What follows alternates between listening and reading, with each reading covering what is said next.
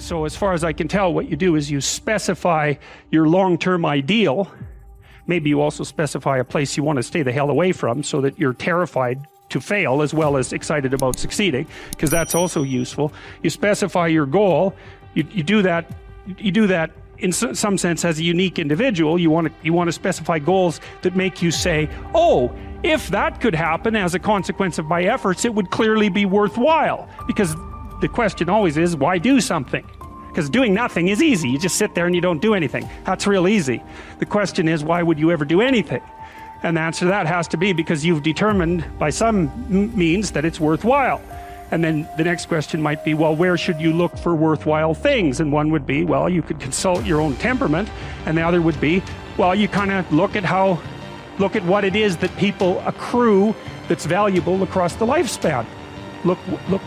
So you do a structural analysis of the subcomponents of human existence, and I already did that.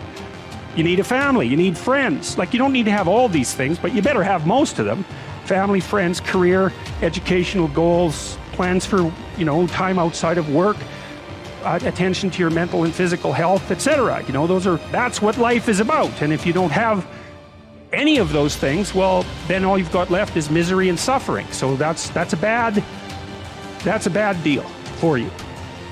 So once you set up that goal structure, let's say, and that's really in many ways that's what you should be doing at university. That's exactly what you should be doing, is trying to figure out who it is that you're trying to be, right? And you aim at that, and then you use everything you learn as a means of building that person that you want to be. And I really mean want to be. I don't mean should be, even those things are going to overlap. And it's important to distinguish between those, because that's partly, and this is back down to the micro-routine analysis. So if I was saying, well, you're going to try to make yourself more industrious. Okay, number one, specify your damn goals, because how are you going to hit something if you don't know what it is? That isn't going to happen. And often people won't specify their goals too, because they don't like to specify conditions for failure. So if you keep yourself all vague and foggy, which is real easy, because that's just a matter of not doing as well, then you don't know when you fail. And people might say, well, I really don't want to know when I fail because that's painful. So I'll keep myself blind about when I fail. That's fine, except you'll fail all the time then. You just won't know it until you've failed so badly that you're done. And that can easily happen by the time you're 40. So I would recommend that you don't let that happen. So that's willful blindness, right? You could have known, but you chose not to.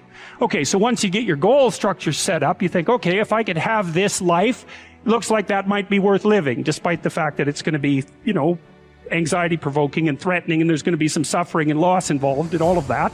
Obviously, the goal is to have a vision for your life such that, all things considered, that justifies your effort. Adopt the mode of authentic being. And that is something like refusing to participate in the lie, in deception in the lie, to orient your speech as much as you can towards the truth, and to take responsibility for your own life and perhaps also for the lives of other people. And there's something about that that's meaningful and responsible and noble, but also serves to mitigate the very suffering that produces, say, the nihilism or the flee into the arms of or the escape into the arms of totalitarians to begin with. You need something to shelter you against your own vulnerability. You can think about the world this way. You can think about it as your orderly little plan. That's a place, and you can think about it as the place that things that disrupt your plan comes from.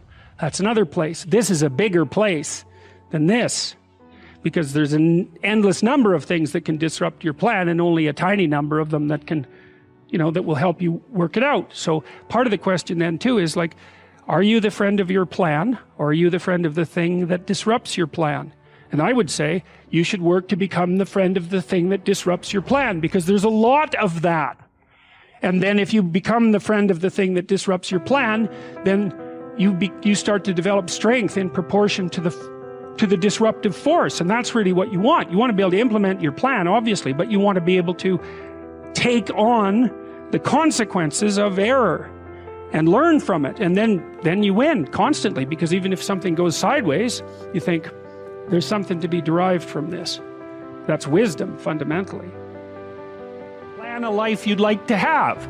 And you do that partly by referring to social norms. That's more or less rescuing your father from the belly of the whale. But the other way you do that is by having a little conversation with yourself about, as if you don't really know who you are, because you know what you're like. You won't do what you're told. You won't do what you tell yourself to do.